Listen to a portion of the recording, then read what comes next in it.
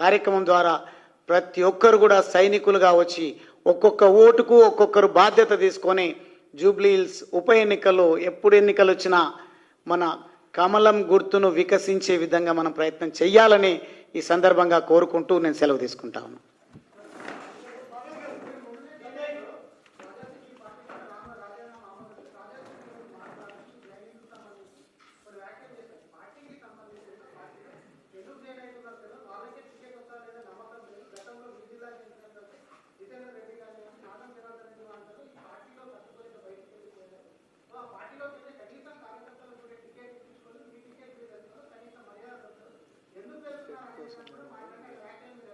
No problem.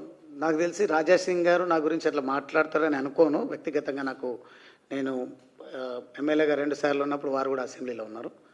ఎందుకు మాట్లాడినరో తెలియదు, లేకుంటే ఒక స్ట్రాటజీ వారు కూడా, ఎందుకంటే బీజేపీ పార్టీ అంటే వారికి కూడా గౌరవం ఉంటుంది. నిజంగా ఫీడ్బ్యాక్ తీసుకోవడం కోసమే అయ్యి ఉండొచ్చు అని అనుకుంటున్నా. కారణం నేను వచ్చింది మీరందరి సమక్షంలో, నేను బీజేపీ పార్టీలో చేరింది నాకు పదవులు కొత్త కాదు.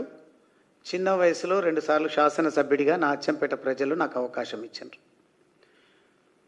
సమాజంలో చివరి వ్యక్తి వరకు అభివృద్ధి ఫలాలు సంక్షేమం అందాలనే నా లక్ష్యంతో నేను పనిచేసిన.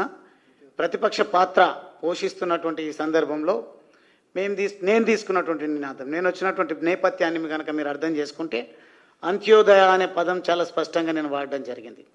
సమాజంలో ఉన్నటువంటి చివరి పౌరుడి వరకు ప్రభుత్వ చేయూత, సమాజం యొక్క చేయూత అందాలనే లక్ష్యంతోనే వచ్చిన. నేను ఒకవేళ ఎమ్మెల్యేనే కావాలి అనుకుంటే నాకు అక్కడ ఏమాత్రం ఇబ్బంది లేదు. అందుకే నా రాజీనామా లెటర్లో కానీ పలు సందర్భాల్లో నేను గతంలో ఏ పార్టీలో అయితే పనిచేయడం జరిగిందో ఆ పార్టీ పెద్దలకు ధన్యవాదాలు తెలియజేసిన. ఆ పార్టీ సిద్ధాంతాలతో పనిచేసి నచ్చినప్పుడు, ఇప్పుడు నాకు తెలిసి నేను ఇంకా అచ్చంపేటలో అడుగు పెట్టలేదు, ఆ పార్టీ సిద్ధాంతాలు వాళ్ళ హిడెన్ ఎజెండా వేరే ఏదున్నదో స్లోగా నాకు అర్థమైంది. నేను మా వాళ్ళకు అర్థం చేయించేటువంటి ప్రయత్నం చేస్తా. కానీ యువతరాన్ని రాజకీయాల్లోకి ముందుకు తీసుకురావడం కోసం ప్రయత్నం చేస్తా తప్ప, నేను యువకుడిగా ఉన్నా, సీనియర్ రాజకీయ నాయకుడిగా 2 సార్లు శాసనసభ్యుడిగా ప్రాతినిధ్యం వహించిన నాకు అనుభవం ఉంది. కానీ ఎన్నున్నా కానీ ప్రజలకు సేవ చేయాలనే సోయి లేనటువంటి ప్రభుత్వాలు ఎన్నున్నా, ఎన్ని అవకాశాలు వచ్చినా మనకు నిజంగా ఆ స్వాతంత్రం, స్వయం ప్రతిపత్తి లేకుంటే ప్రయోజనం ఉండదు. కానీ ఈరోజు మోడీ గారి నాయకత్వంలో అద్భుతమైనటువంటి ప్రగతి నడుస్తూ ఉంది. ఆ ప్రగతి బాటలు మనం తెలంగాణలో కూడా పటిష్టంగా వెయ్యాలి.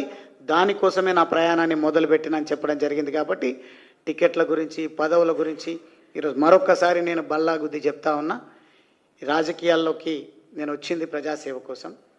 నా వంతుగా నేనేం ప్రయత్నం చేయాలనో, అధికార పార్టీలో ఉండి కూడా ప్రతిపక్ష పార్టీ ప్రజాప్రతినిధిలాగా నేను గర్జించినటువంటి సందర్భాలు, అసెంబ్లీ సాక్షిగా కొన్ని పథకాలను అమలు చేసే విధంగా నా ప్రసంగాలు ఉపయోగపడ్డాయి.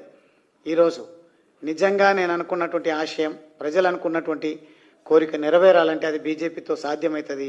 ఒక సామాన్య కార్యకర్తలాగా నేను పనిచేసి ఈ రాష్ట్రంలో, దేశంలో బీజేపీ పార్టీని అధికారంలోకి తీసుకురావడం ద్వారా నాకు వ్యక్తిగతంగా జరిగే ప్రయోజనం నాకేమాత్రం అవసరం లేదు.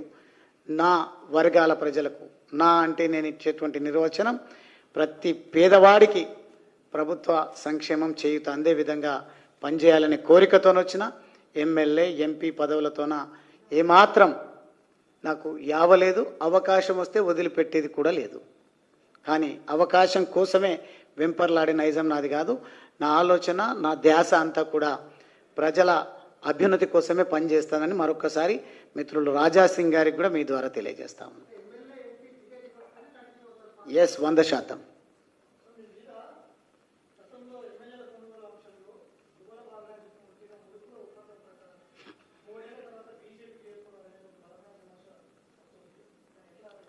ఎవరు చేసిండ్రో వాళ్ళని చర్చకు రమ్మనండి. డెఫినెట్గా అది అమరవీరుల స్తూపం దగ్గరకా, లేదంటే ఎక్కడికంటే అక్కడికి దమ్మున్నోళ్ళు ఎవరైనా సరే చర్చకు రమ్మనండి, నేను బహిర్గతం చేస్తా చర్చ. నేనేమనలేదు, అది పార్టీ చూసుకుంటుంది. పార్టీలో చాలామంది ఎఫిషియన్సీ ఉంది. నాకెవరు రారు, ఎందుకంటే నేనే కొత్త ఒక 100 రూపాయల 10 రూపాయల కార్యకర్త నేను ఇప్పుడు. దీన్ని ఎవరెన్ని ట్రోల్ చేసినా 10 రూపాయలు ఒకడు ఏం సంచలనం చేయబోతాడో ప్రజా మద్దతుతోనా జాతీయ వాదంతోనా అనేది మాత్రం చాటి చెప్తా.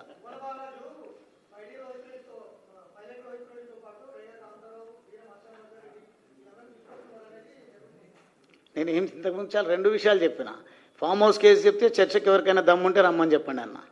అదేవిధంగా మిగతా ఎవరు వస్తున్నారు అనేది మా పార్టీ అధిష్టానం చూసుకుంటుంది.